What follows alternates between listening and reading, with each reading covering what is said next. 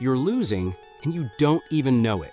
If your entire financial strategy is cutting costs, finding coupons, and waiting for the right time, you're not playing to win. You're playing not to lose. And that's exactly why you're stuck. The brutal truth is this: most people are stuck in a financial strategy designed for survival, not for success. They live paycheck to paycheck. They pray nothing breaks down this month. They shrink their dreams to fit their income, and then they wonder why life feels like a trap. But the rich, they play a completely different game. They don't play defense, they play offense. They think in terms of creation, expansion, multiplication. While the poor are cutting back, the rich are building new streams of income. While the poor are afraid to invest, the rich are using leverage to make money in their sleep. While the poor wait for the green light, the rich are already 3 moves ahead. You see, offense is not about recklessness. It's about initiative. It's about momentum. It's about choosing bold action over cautious delay. Most people were raised to believe that being careful is the key to safety. But in today's world, caution without creation is just quiet self-destruction. You're not avoiding failure. You're just accepting a slower kind of defeat. Let's be clear. Saving money isn't bad. Budgeting isn't wrong. But if your entire financial identity is based on cutting back, shrinking down, and playing small, then you're in survival mode. And survival mode never builds empires. Because here's the painful irony. The more you play defense, the more vulnerable you become. The less you risk, the less you gain. The more you avoid action, the further you fall behind. The rich know this. They don't waste time trying to preserve what little they have. They focus on building more, on earning more, on thinking bigger. And that's the first shift you must make. From defending your current life to creating your future life. From asking, how can I afford this? To asking, how can I build something that pays for it? So if you're tired of shrinking, settling, and surviving, this is your wake-up call. Stop asking how to cut back $5. Start asking how to create 5,000 more. Stop playing not to lose. Start playing to win. Because no one ever built wealth by standing still. It takes movement. It takes strategy. It takes offense. And today, you're going to learn exactly how to make that shift. The financial mindset divide: offense versus defense. Let's get one thing straight. Wealth doesn't begin with money. It begins with mentality. And the greatest financial divide in the world isn't between rich and poor. It's between people who think offensively and people who think defensively. Most people are taught to be careful, to protect what they have, to take small steps, to minimize risk, to avoid embarrassment, to survive. This is defensive thinking, and it's everywhere. It sounds like this: I just need a job with stable pay. I'll cut back on my spending this month. Let me wait until I feel ready. What if I fail? Better safe than sorry. Sound familiar? That's because it's the standard mindset society feeds you. Play it safe. Don't take chances. Be realistic. Shrink your life to fit your income. Protect the little you have, even if it costs you your potential. This is the mindset of the poor, not because they lack intelligence, but because they've been trained to operate from fear instead of vision. Now contrast that with the offensive mindset of the wealthy. They think, how can I build something bigger? What skill will multiply my value? Where can I invest that brings long-term growth? Who can I partner with to accelerate results? What's the upside no one sees yet? Offensive thinkers don't just react, they initiate. They don't wait for opportunity, they create it.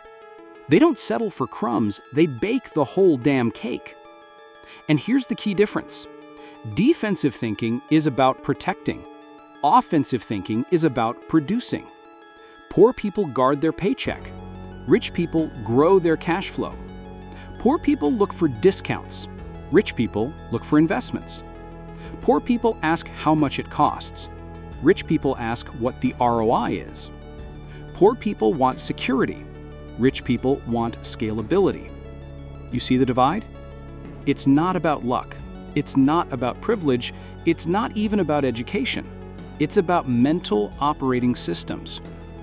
Defensive thinking locks you in a loop. Work, earn, spend, worry, cut back, repeat. Offensive thinking unlocks a path. Learn, build, invest, leverage, scale, repeat.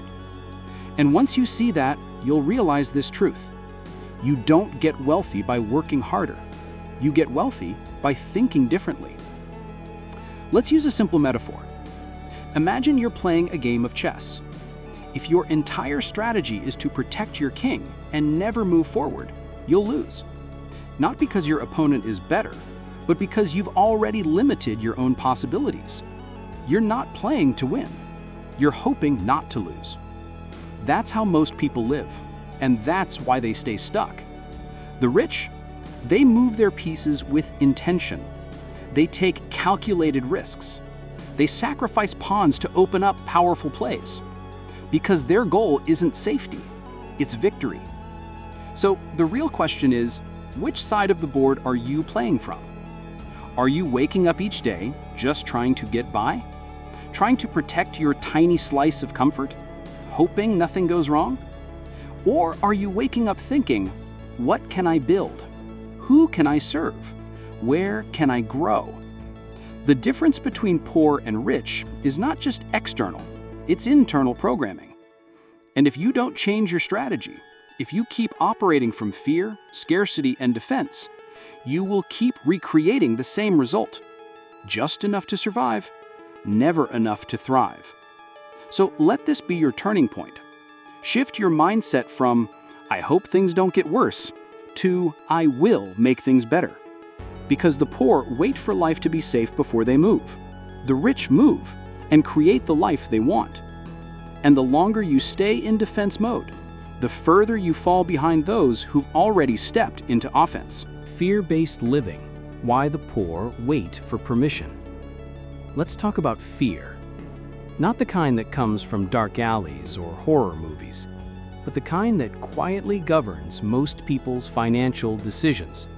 The fear of making a mistake, the fear of losing money, the fear of looking stupid, the fear of failure, the fear of judgment, the fear of what if. And here's the truth no one wants to say out loud. Most poor and middle-class people live their entire lives waiting for permission. Permission to start, permission to try, permission to change, permission to dream. They wait for someone to say, it's safe now. They wait for a sign. They wait for the economy to improve. They wait for their parents to approve. They wait for society to clap. They wait for fear to go away. But guess what? Fear doesn't leave. You outgrow it. And you only outgrow fear by doing the thing that scares you. Let me be blunt. If you need the world to be perfectly safe before you take action, you will die still waiting. Because safety is an illusion. Risk is always there. There is no right time. There is only your time, and whether or not you claim it. Let's get practical. A poor person thinks like this. I can't start a business. What if I lose money? I'm not ready to invest. I might get scammed.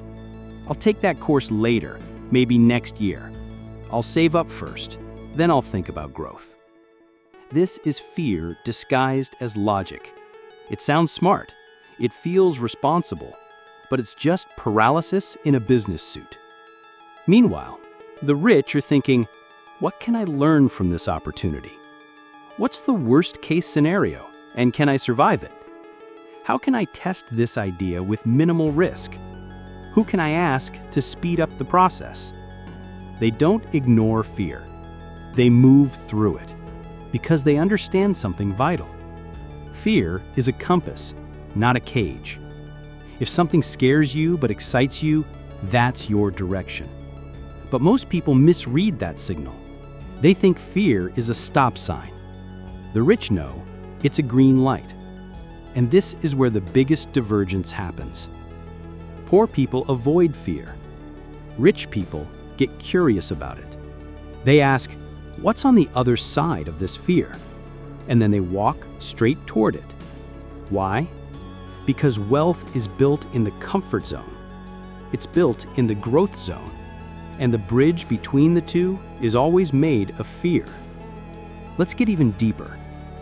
Fear-based living teaches you to play small, to dream less, to shrink your ideas, to aim for safety instead of impact. You think it's wisdom, but it's actually self-preservation gone toxic. And here's the cost. You never try. You never learn. You never grow. You never win. All because you were afraid of a temporary discomfort. Now let me ask you, which is scarier, failing once or living the next 40 years in regret? Which is worse, losing some money on a risk or losing your future to indecision? Most people think in terms of short-term fear. The rich think in terms of long-term consequences. Poor mindset. If I invest this $1,000, I might lose it. Rich mindset. If I don't invest this $1,000, I'll never learn how to turn money into more money. Poor mindset. If I speak up, they might reject me. Rich mindset.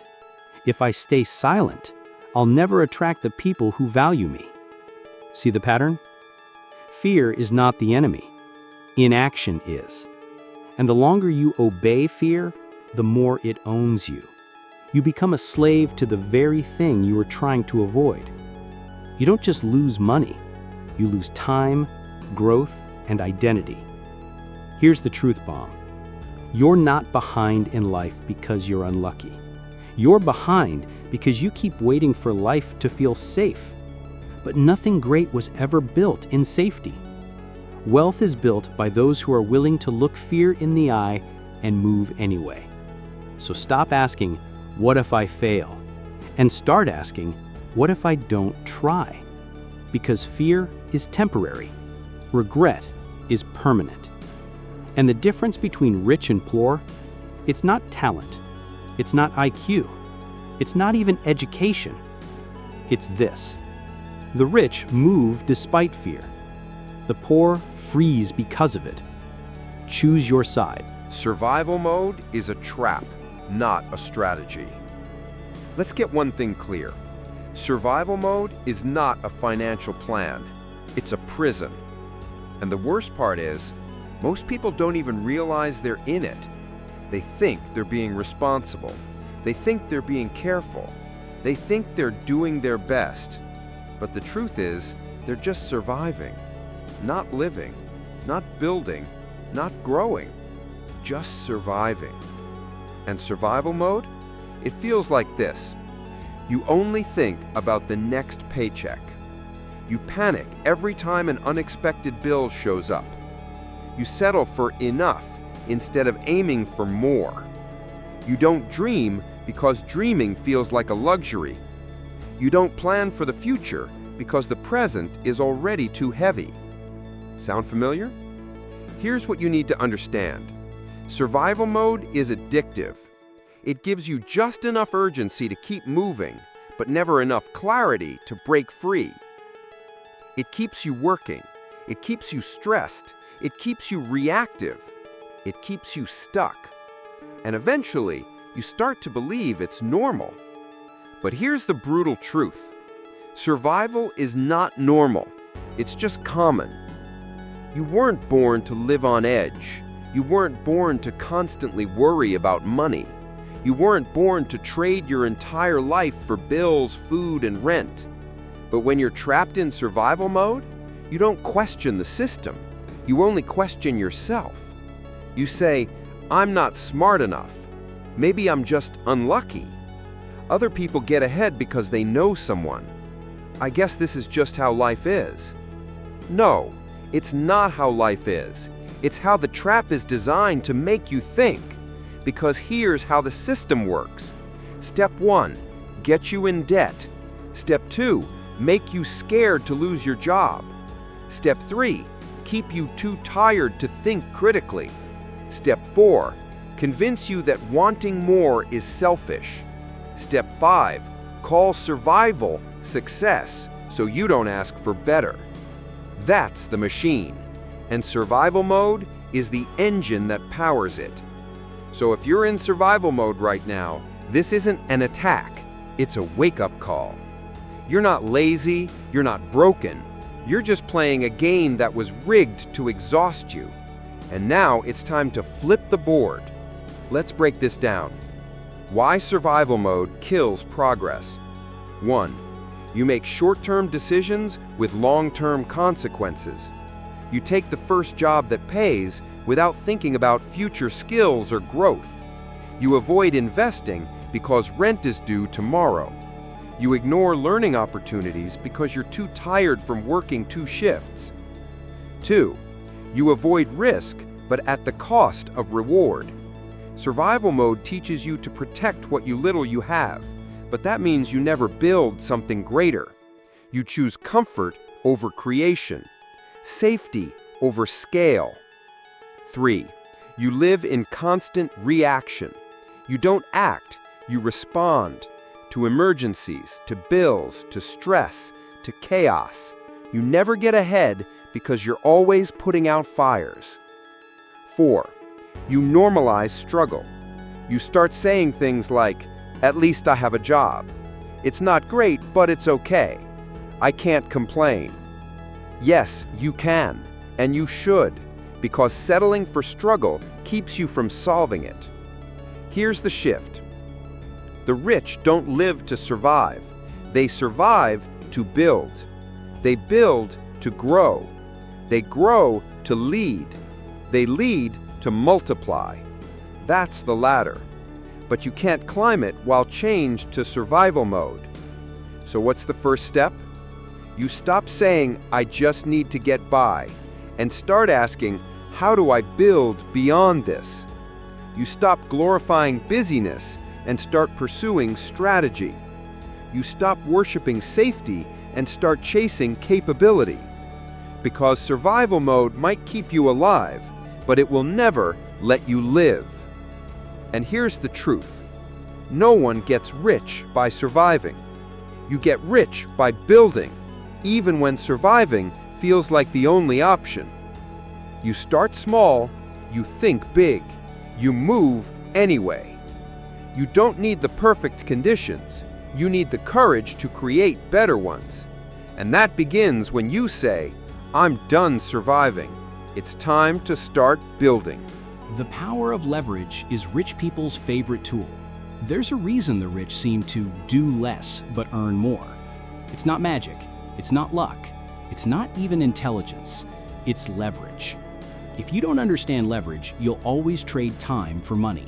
You'll always rely on your 2 hands. You'll always be limited by your energy, your hours, your physical presence. And that, by default, makes you poor.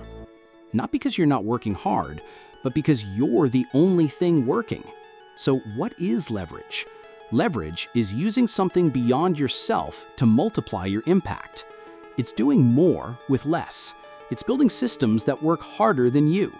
It's using tools, people, capital, or ideas to move mountains without carrying every rock yourself. Think of a lever, a simple stick, but when placed correctly under a heavy object with the right pivot, you can lift what would have been impossible with pure strength. That's exactly how the rich operate. They don't rely on force, they rely on formulas. Let's break down 4 types of leverage the rich use almost religiously. 1. Money leverage. Make money work for you. Poor people work for money. Rich people make money work for them. Instead of hoarding cash, they invest it. Instead of fearing risk, they study risk. Instead of sitting on savings, they deploy capital. They use their money to buy income-producing assets, fund businesses, acquire real estate, grow scalable systems. They don't just save for rainy days. They build machines that create cash flow even while they sleep. Your $1,000 in a savings account earns you cents. That same $1,000 invested wisely can return hundreds or open doors to more. Money is a tool, but most people treat it like a security blanket. The rich treat it like fuel. Time leverage. Buy back your hours. Everyone has 24 hours, but not everyone uses them the same. Poor people trade time for money. Rich people buy other people's time to expand their own. They hire, they delegate, they automate. Not because they're lazy, but because they understand that their time is the most expensive resource they have. So instead of spending 3 hours doing something they can outsource for $30, they use that time to think, strategize, and scale. Time leverage is how entrepreneurs run billion-dollar companies while you're still doing your own laundry. If you're doing everything yourself, you're the bottleneck, and bottlenecks don't scale. People leverage. Don't build alone. Poor mindset. I don't trust people, I'll just do it myself. Rich mindset. I can go further with the right team. The rich surround themselves with mentors who've already succeeded, partners who bring resources or skills, teams that execute faster than one person ever could. They know this rule. If you want to go fast, go alone. If you want to go far, go together. Most people fear sharing profit. The rich fear not multiplying it. So instead of owning 100% of a small idea, they own 10% of something massive. That's people leverage. That's scalable growth. Product leverage. Let it scale without you. If you have to be present to earn, you don't own a business, you own a job. The rich build or invest in products, systems, or platforms that scale without their constant presence. Think about a book that sells while they sleep, a course that thousands can buy without added effort, a piece of software that solves a problem again and again, a franchise that replicates itself across the country. These are leverage machines. They turn one-time effort into lifelong results. Poor people sell time. Rich people sell systems. Why are you stuck without leverage? Because when you're the only engine in your life, you burn out, you max out, you hit a ceiling. But with leverage, you multiply effort, you free time, you break ceilings. It's not about doing more. It's about doing less of what limits you and more of what frees you. The rich don't hustle more. They hustle smarter. They look for high return moves. They build things that keep going even when they rest. So here's the truth. If you're broke, you're likely doing everything yourself. If you want to get rich, start asking, what or who can I leverage? Because the goal is not to be the hardest working person in the room. It's to build something that works even when you're not in the room. That's how wealth is built. That's how freedom is earned. That's why leverage is the rich person's favorite tool. Why saving alone keeps you small. Let's destroy one of the most dangerous myths ever sold to the working class. If you just save enough, you'll be okay. Spoiler, you won't. Not if all you ever do is save. Let's be clear, saving money is not the enemy. Discipline is good. Emergency funds matter. But saving alone is a defensive strategy, and no one ever got rich playing only defense. Here's what poor and middle-class people are taught. Put money under the mattress. Open a savings account and don't touch it. Cut coffee. Cancel Netflix. Stop eating out. If you just save more, you'll be fine. But let's tell the truth. You can't save your way to freedom. You can't shrink your life into abundance. You can't cut back your way into wealth. Because saving by itself doesn't create new value. It only preserves what little you already have. That's like trying to win a game by never moving your pieces. Yes, you'll avoid risk, but you'll also avoid growth. And over time, what you saved becomes irrelevant. Why saving alone is a trap. 1.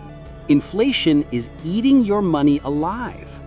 While you're carefully stacking dollars in a savings account, inflation is quietly stealing their power.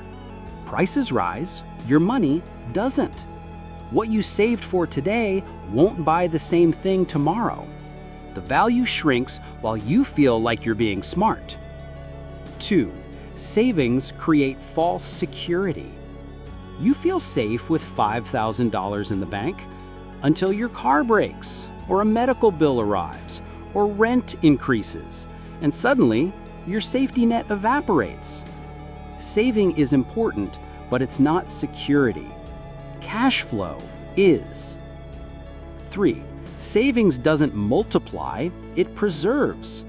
$10,000 in savings is still $10,000 10 years later, unless you use it, unless you grow it, unless you leverage it. The rich understand this. Money sitting still is money dying slowly. They don't just save for rainy days, they invest for future decades.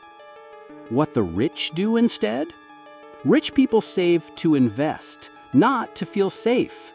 They use saving as a short-term bridge, not a long-term plan. They don't ask, how can I save more?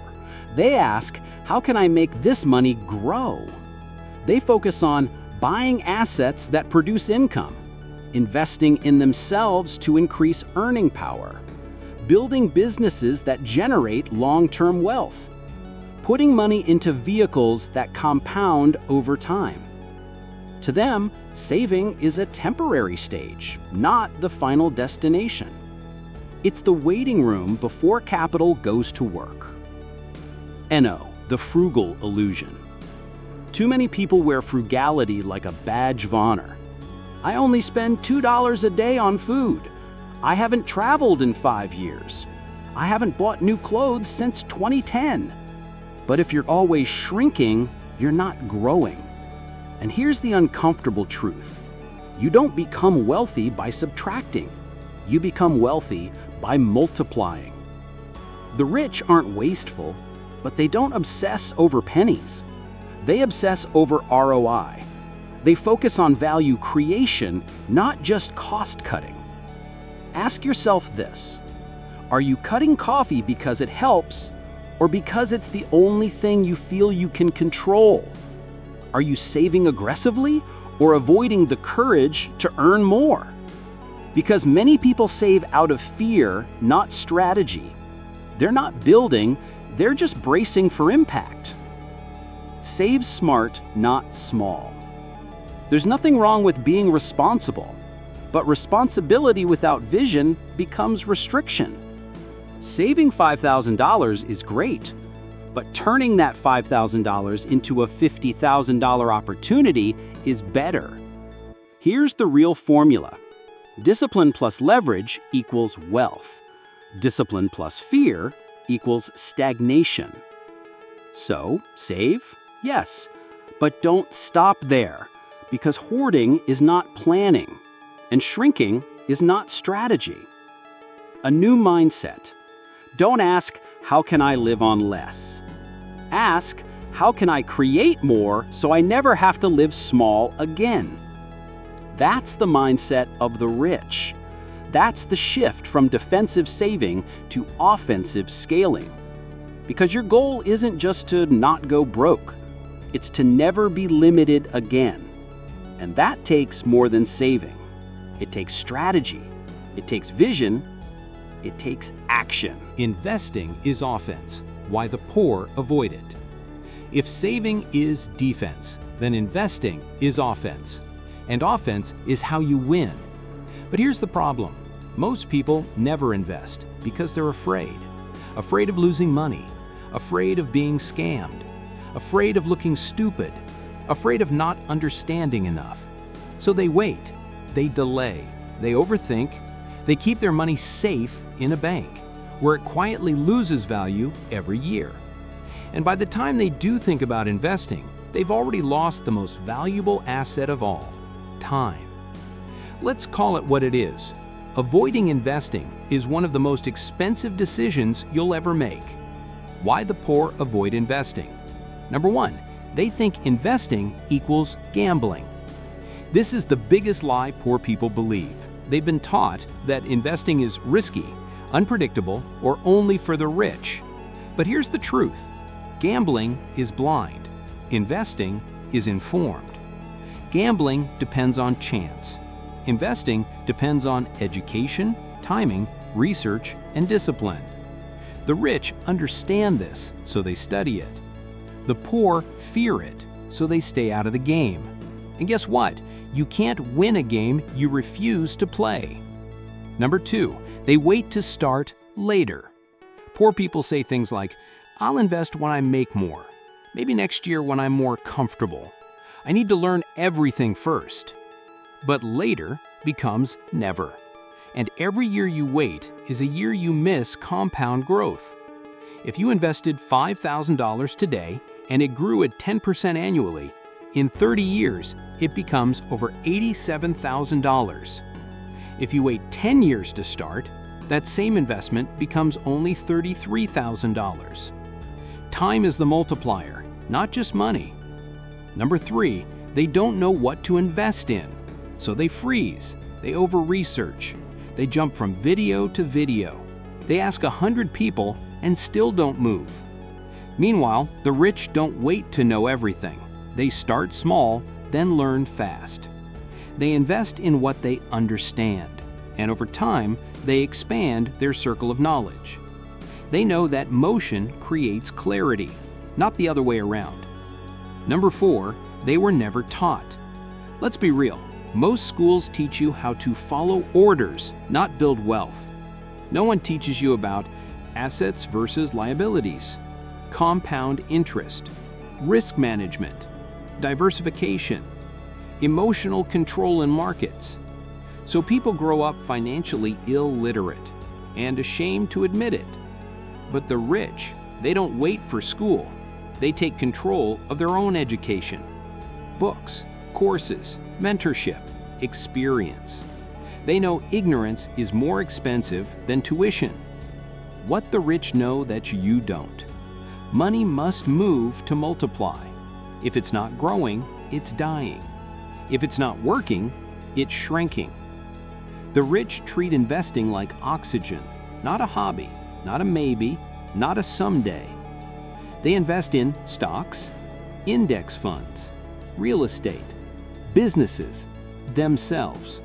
And most importantly, they invest consistently, through highs and lows, through wins and losses, because they know the long game always beats emotional swings. The cost of not investing. You work harder but get nowhere. Your money loses value every year.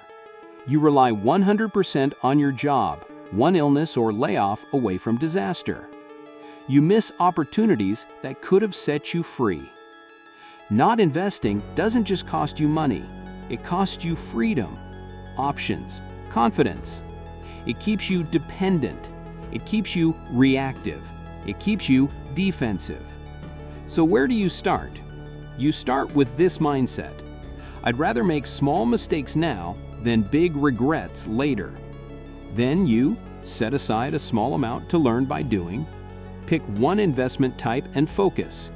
Study successful people who've done it. Automate your contributions. Stay consistent even when it's boring. Because investing isn't about excitement, it's about ownership. Ownership of your future, ownership of your choices, ownership of your income stream. And when you shift from avoiding risk to managing risk, you unlock the very thing poor people never touch: multiplication.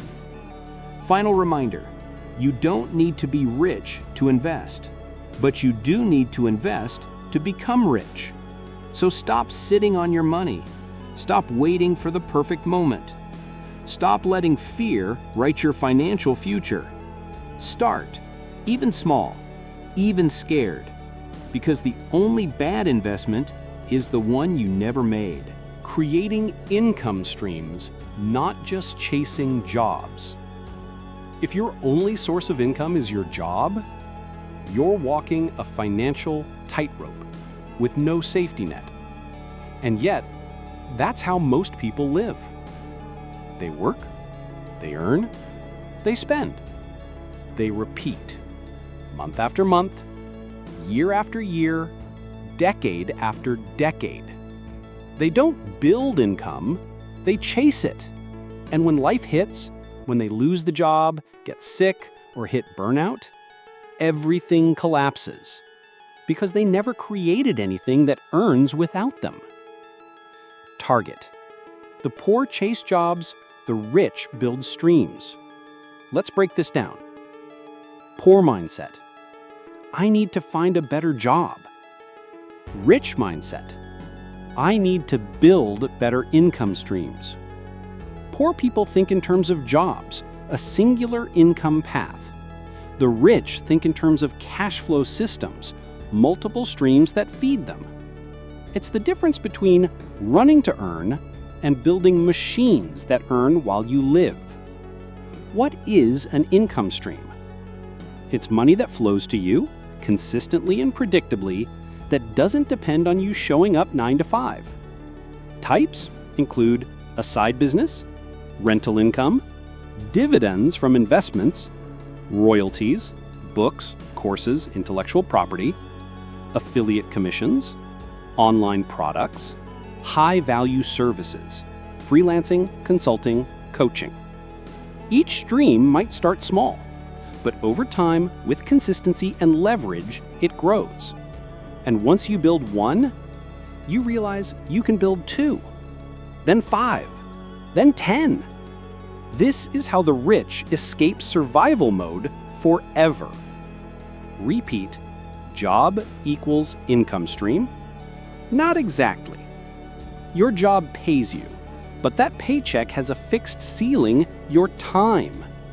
You work, you get paid. You stop working, the money stops. Your boss decides your value.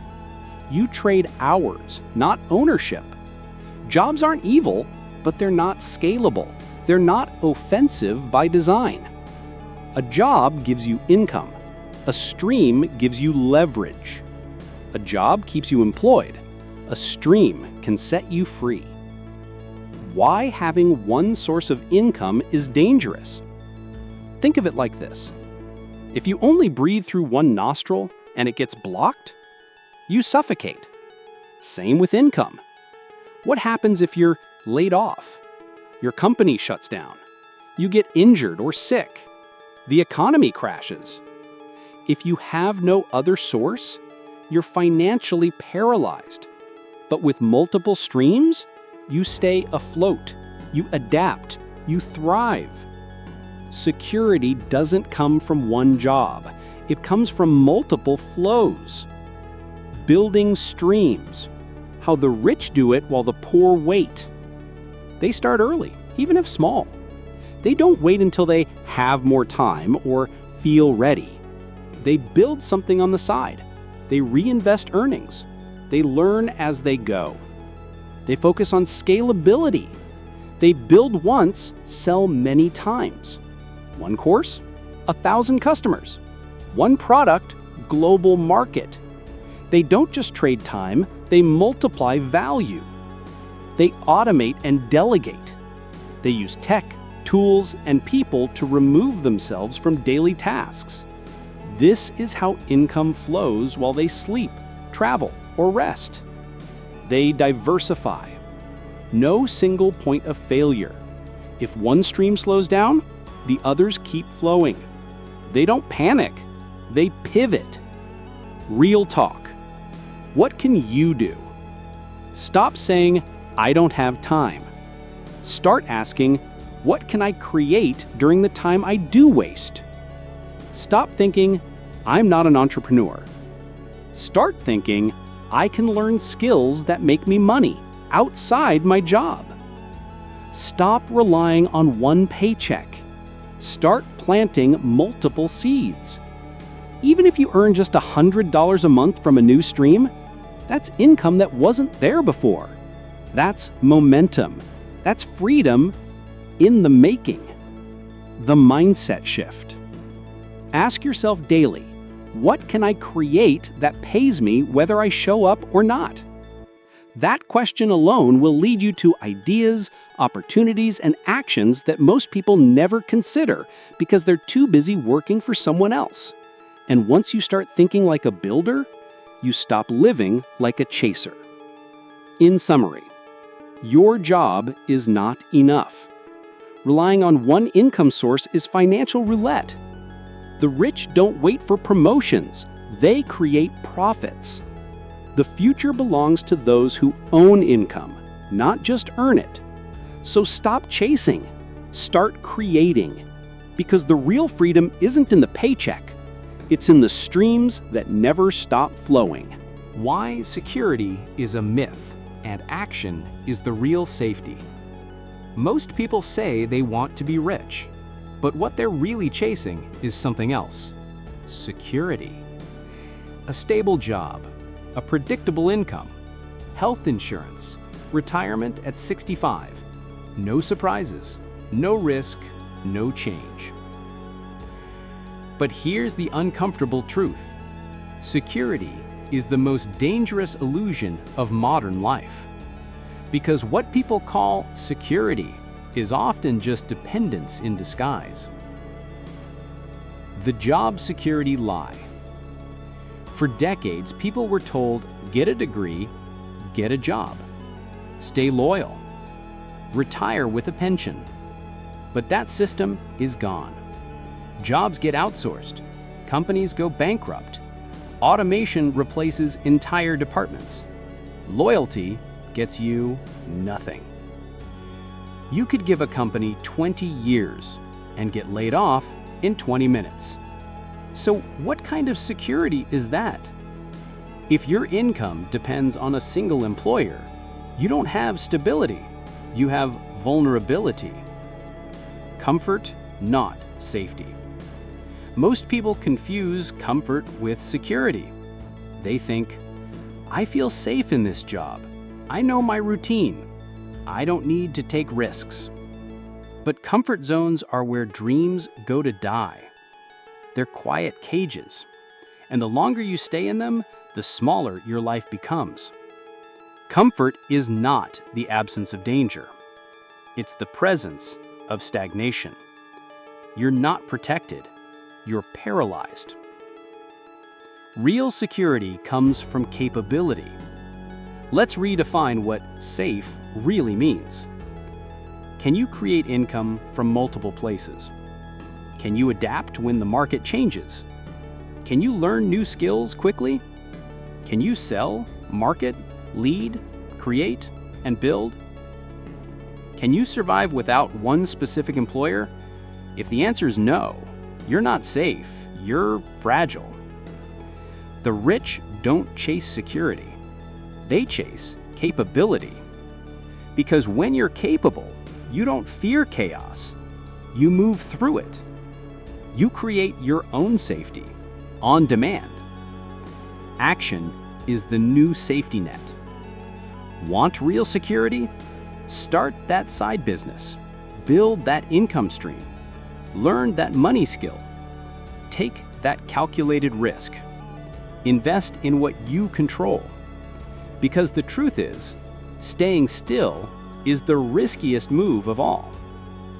The world changes fast. The economy shifts. Technology evolves. And if you don't evolve with it, you fall behind. The poor wait for guarantees. The rich build resilience.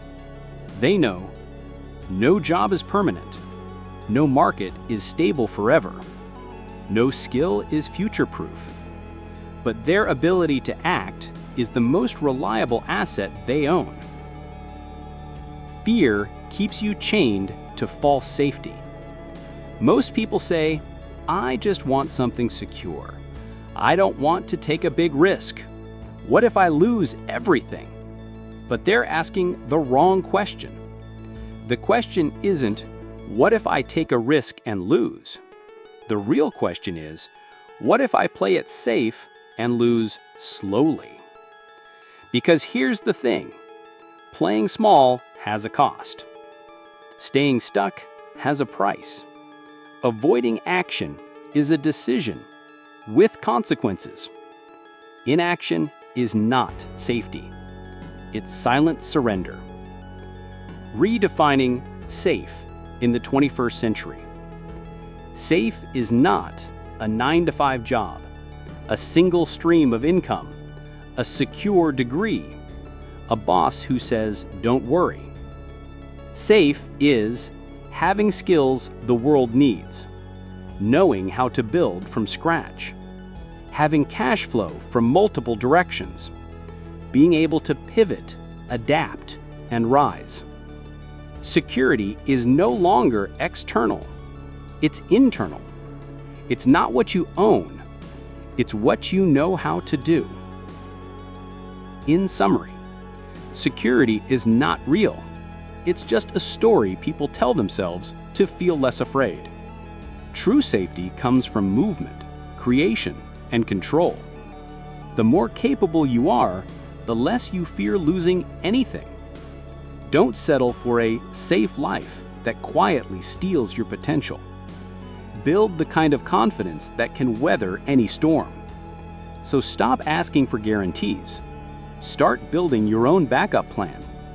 Because in today's world, the only real security is becoming someone who doesn't need it. The role of speed. Why the rich act fast. Speed changes everything.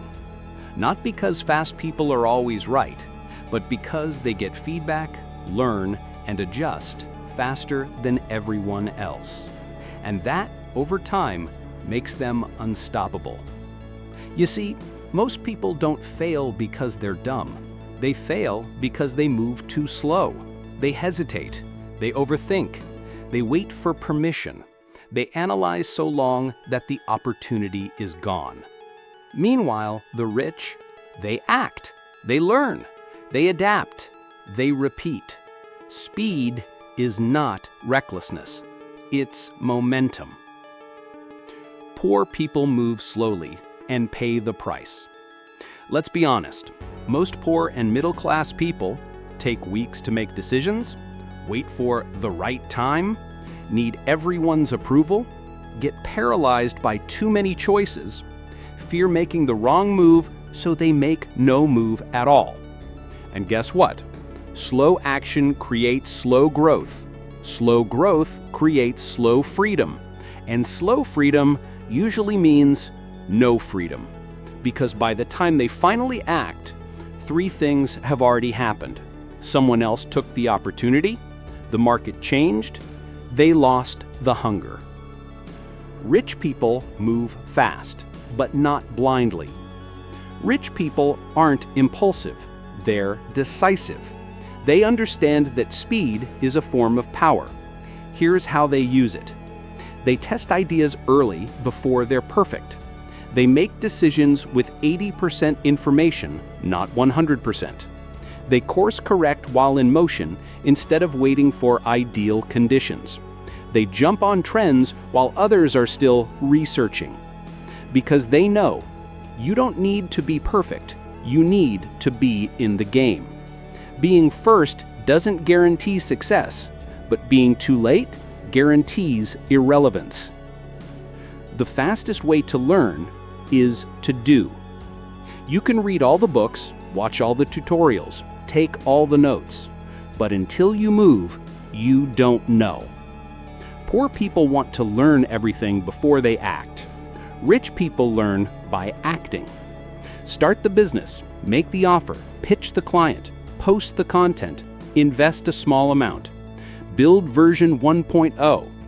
Then adjust based on real feedback, not theory. Because every day you wait, you fall behind someone who didn't. Overthinking is just fear in disguise. Let's call it out. Over-researching, over-planning, over-analyzing.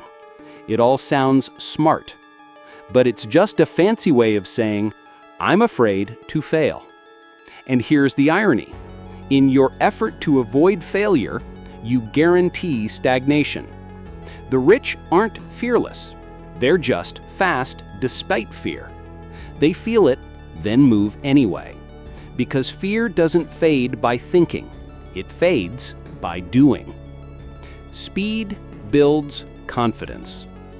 Every small action you take builds momentum. Every decision you make sharpens your judgment. Every result you get, win or loss, makes you wiser. Confidence doesn't come from thinking, it comes from stacking actions. When you move fast, you learn faster, fail smaller, recover quicker, discover sooner what works, and build resilience others never touch. That's why the rich are willing to look stupid today to look smart and successful tomorrow. Smart doesn't equal slow. We were taught to be cautious, to be careful, to be thorough. But if caution becomes your default mode, you lose the timing advantage that wealth creation demands. The rich aren't rushing blindly. They're calculating in motion. They trust their instincts. They take strategic shots. And most importantly, they don't wait for guarantees. Because guarantees don't exist. Only movement does. The new rule: act, learn, adjust. That's the game. Act, don't wait for perfect. Learn, observe, ask, reflect. Adjust, shift course, tweak the system, optimize. Repeat. Speed plus iterations equals mastery. The faster you complete this loop, the faster you grow. The poor? They never complete the loop because they never start it. In summary, speed isn't about being reckless, it's about being relentless. The rich move fast not because they have all the answers, but because they're willing to get them along the way. Every delayed decision costs you time, money, and opportunity. You don't become successful by thinking longer. You become successful by moving sooner. So here's your challenge. Move fast, fail forward, learn hard, adjust sharp, and repeat faster than the world can slow you down.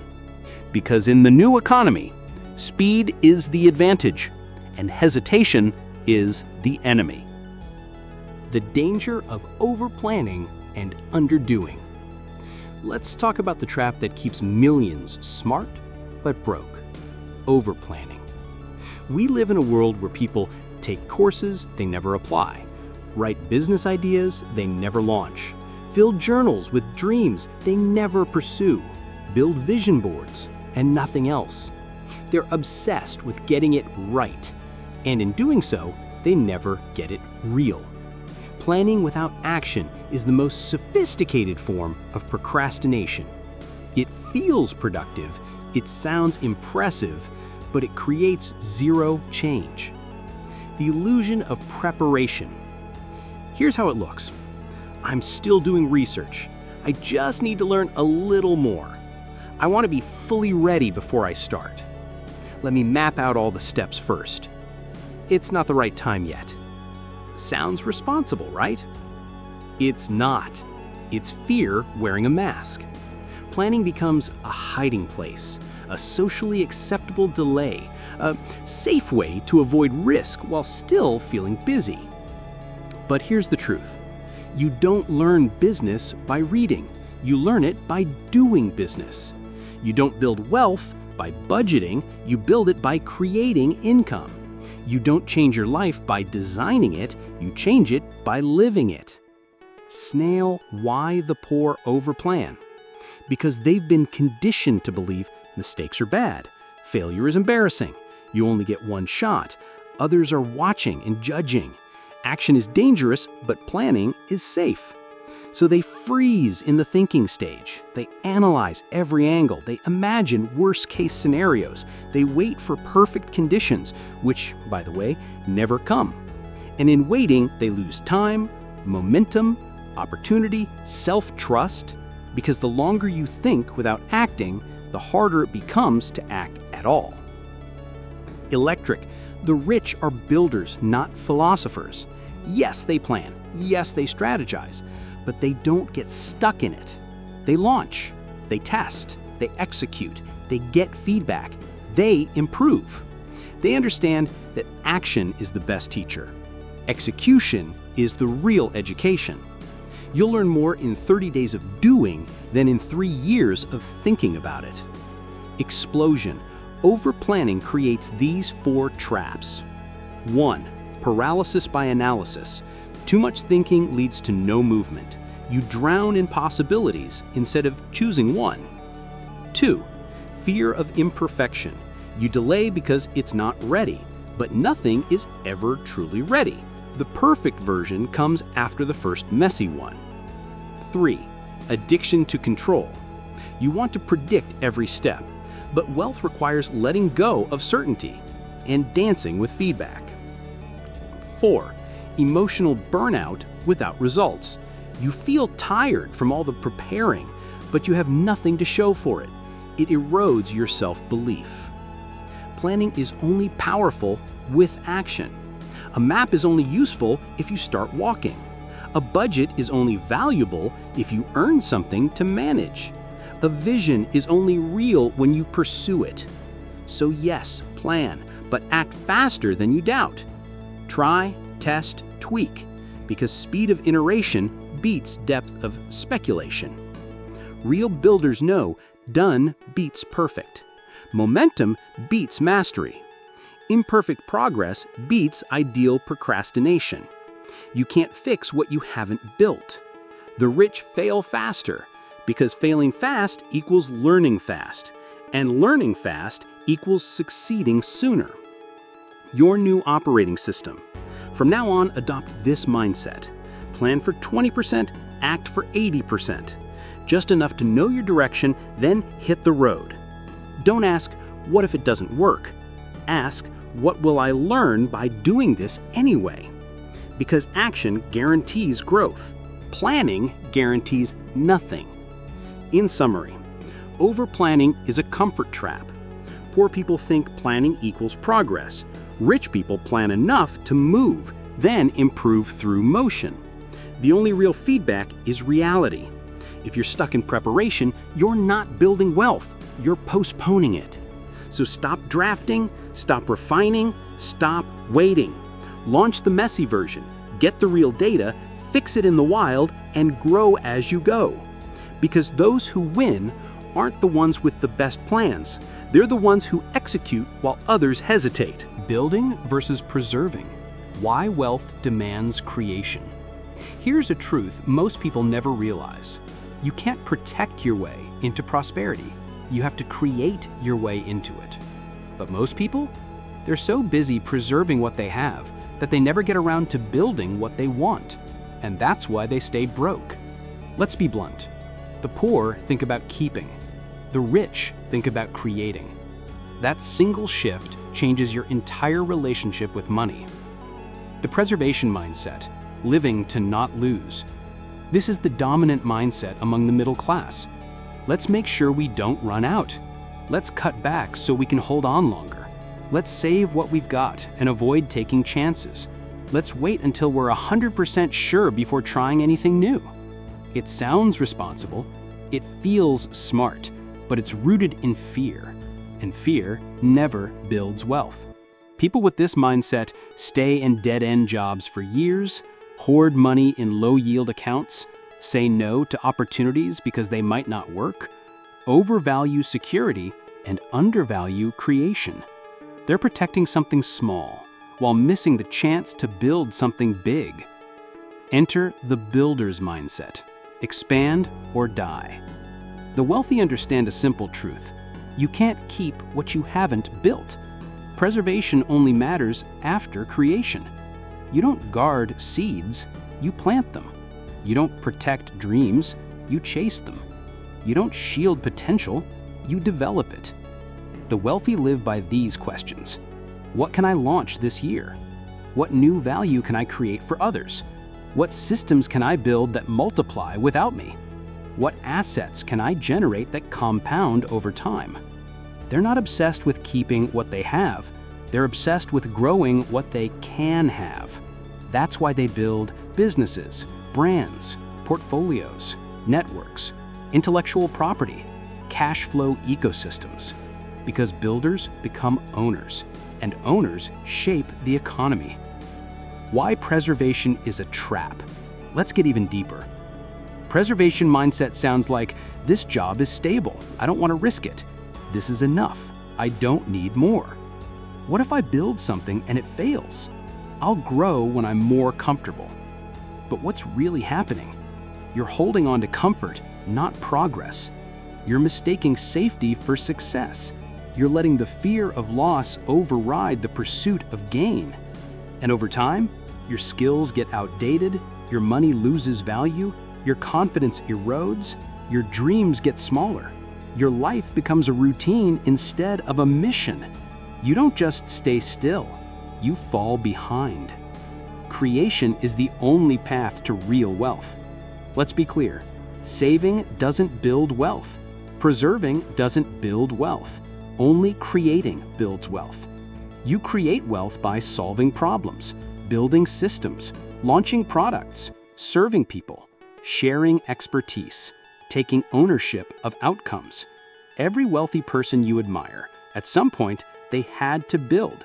They risked, they acted, they stepped into the unknown and created value. Not once, not perfectly, but consistently. Build first, preserve later. Think of it like this.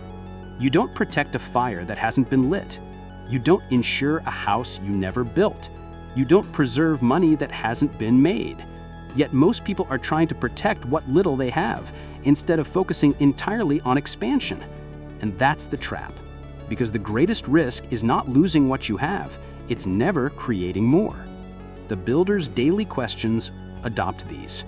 What am I building this year that didn't exist last year? How am I increasing value, not just income? What asset am I creating today that will serve me tomorrow? What problem can I solve that people would pay for? Where am I playing small to avoid building something real? These questions change everything because they shift your focus from preserving scraps to designing abundance. In summary, poor people protect what little they have. Rich people focus on building more than they need. Preservation is fear-driven. Creation is future-focused. If you're not building, you're shrinking. If you're not creating, you're dying slowly while calling it security. So here's the new rule. Build now, protect later. Grow always. Because wealth isn't something you keep, it's something you create and multiply. Who you play with, team versus solo game.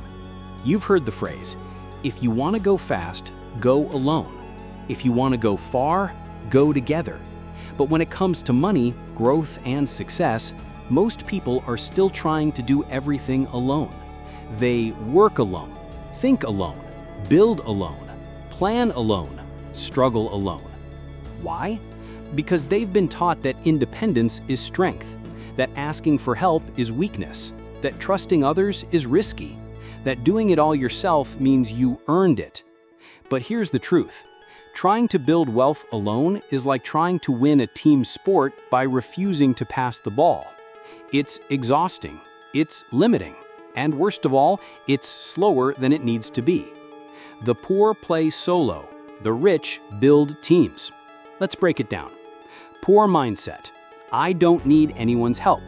I don't trust people. If I want it done right, I have to do it myself. I don't want to split the money. Rich mindset. Who can help me move faster? Who's already done this before? How can I delegate this so I can focus on what matters? Who can I win with, not just compete against? The poor fear sharing. The rich fear limiting. That's why the rich partner, hire, collaborate, outsource, mentor, invest in people, not just products. They know that people are leverage, and leverage builds empires. Why doing it alone keeps you small? When you insist on playing solo, you become the bottleneck. You burn out. You miss out on other people's ideas, skills, and networks. You slow down innovation. You cap your income at your own capacity. And most dangerously, you isolate yourself from the very connections that could open doors you didn't even know existed. Success is not a lone wolf mission, it's a team sport, and the winners build great teams. What the rich know. The right people collapse your timeline. A single mentor can save you 5 years of trial and error. A single hire can 10x your output. A single partner can double your reach. A single connection can unlock an entire industry. You don't need to know everything. You need to know who knows what you don't, and then move with them.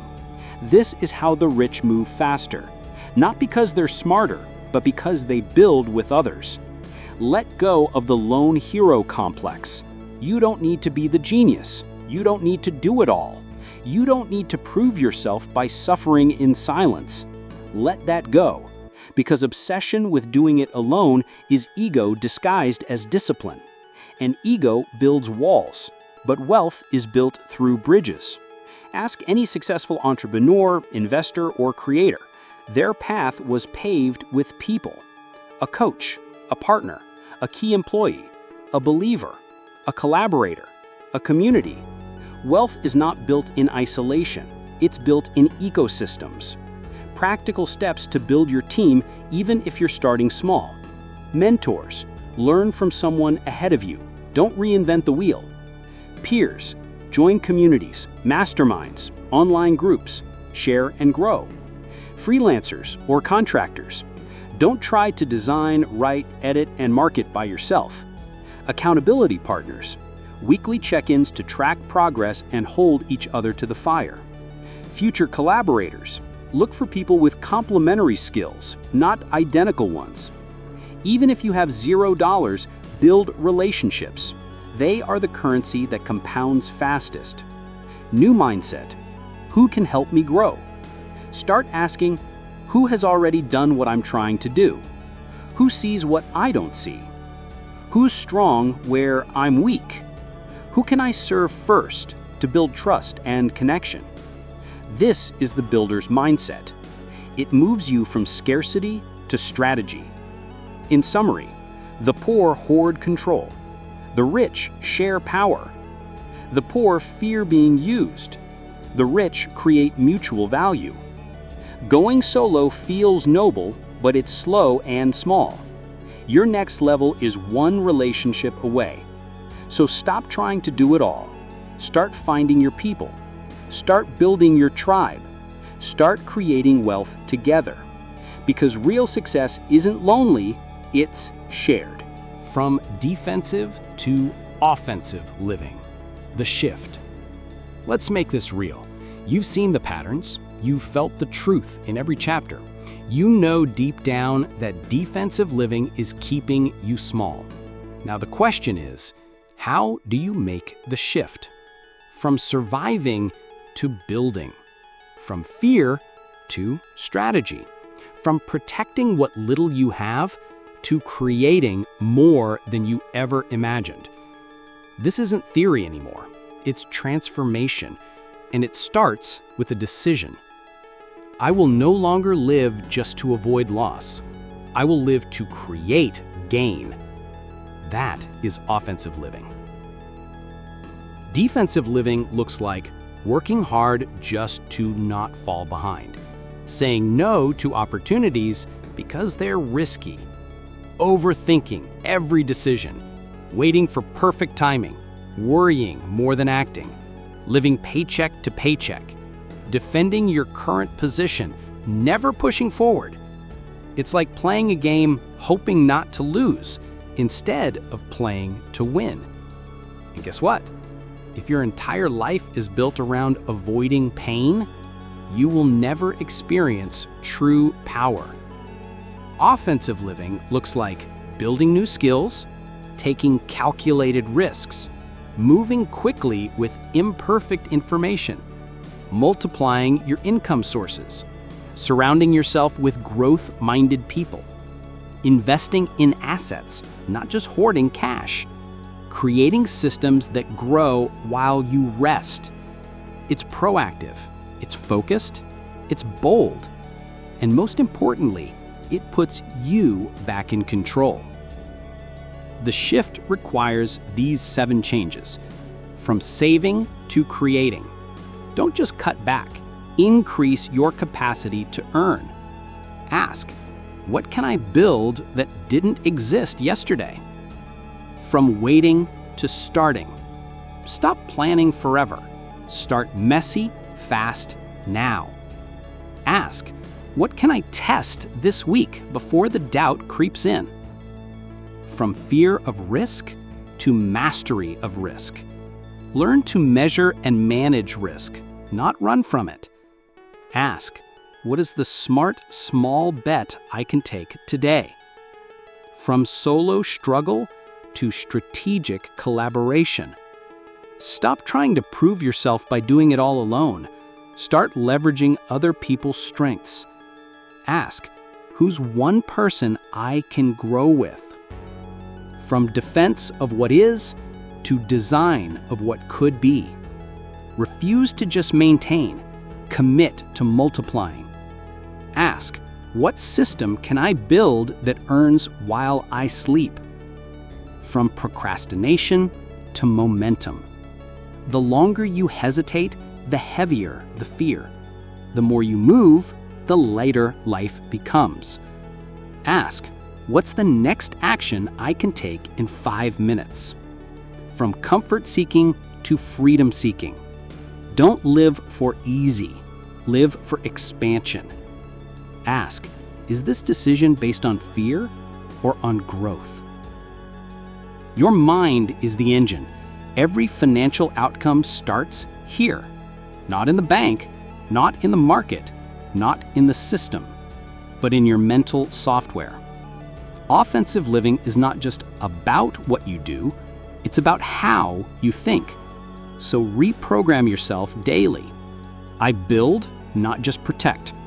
I earn more, not just spend less. I take action, not just plan endlessly. I partner, not just compete. I multiply, not just maintain. I choose creation over control. I play offense, not defense. Repeat until it becomes your default setting. It's a daily practice. You don't wake up wealthy. You wake up intentional. Every day you choose to act when others wait, to build when others protect, to speak when others shrink, to rise when others rest, to move when others freeze. This is what makes the rich rich. Not talent, not privilege, not luck, but a relentless bias for action. In summary, the world rewards creators, not just protectors. Wealth flows to those who build, not those who wait. Every day you play defense is a day you fall further behind. Every day you choose offense is a day you create freedom. So here's the question that changes everything. Are you still surviving, or have you started building? Because the life you want, it won't come from caution. It will come from calculated courage, from movement, from strategy, from a shift in mindset that says, I'm done playing not to lose. I'm here to play to win. Stop playing not to lose. Start playing to win. You've made it to the end. That alone says something powerful. You're not like most people. Most people tap out when things get uncomfortable. They look away when the truth stings. They ignore what challenges their worldview. But you stayed. You listened. You thought. You felt. Now it's time to move. Recap what you've learned. Poor people play defense. Rich people play offense. Playing not to lose is a survival mindset. Playing to win is a wealth-building strategy. Saving alone won't make you free. Fear is not a reason to freeze, it's a signal to act. Security is not real, capability is. You can't protect your way into abundance, you must create. Over-planning is sophisticated procrastination. Going solo is slow, teamwork multiplies you. Speed, execution, and resilience beat perfection every time. These truths are not meant to inspire you for a moment. They're meant to transform how you live from this day forward. Because here's the cold reality. No one is coming to save you. Not the economy, not your employer, not your degree, not your government, not even your family. It's on you. And that's not a curse. That's the most powerful news you could hear. The moment you take full ownership, everything changes. Because when you realize that your results are in your hands, you stop blaming, you stop waiting, you stop wishing, and you start creating, investing, learning, failing forward, thinking bigger, building faster, earning more, living bolder. You stop playing to avoid pain and you start playing to create impact. That's the shift that separates the rich from the rest. Not money, not luck, not genius, but intention. The world has changed, have you? This is no longer the era where the safe path leads to success. There is no pension waiting. There is no guaranteed job. There is no magical rescue. There is no prize for playing small. But there is a digital economy that rewards creativity, global markets that favor speed, information at your fingertips, tools to build anything from anywhere, mentors one click away, infinite potential if you're willing to act. The opportunities are real, but so are the consequences of hesitation. The most dangerous game is one you don't realize you're playing. If you're living paycheck to paycheck, saving but never investing, planning but never launching, waiting for the right time, choosing safety over scale, working hard but building nothing that outlives you, then you're not building wealth. You're playing defense. And defense over time becomes a slow death. It feels safe, but it keeps you stuck. It feels responsible, but it robs you of your potential. So what do you do now? You decide. Not next month, not after one more book, not when your fear disappears. Now. Decide to build something, even if it's small. Start a stream of income, even if it's messy. Invest, even if it's only $50. Ask for help, even if your pride resists. Take a risk, even if your hands shake. Move faster than you think you're ready. Let go of the need to be perfect. Choose action over delay.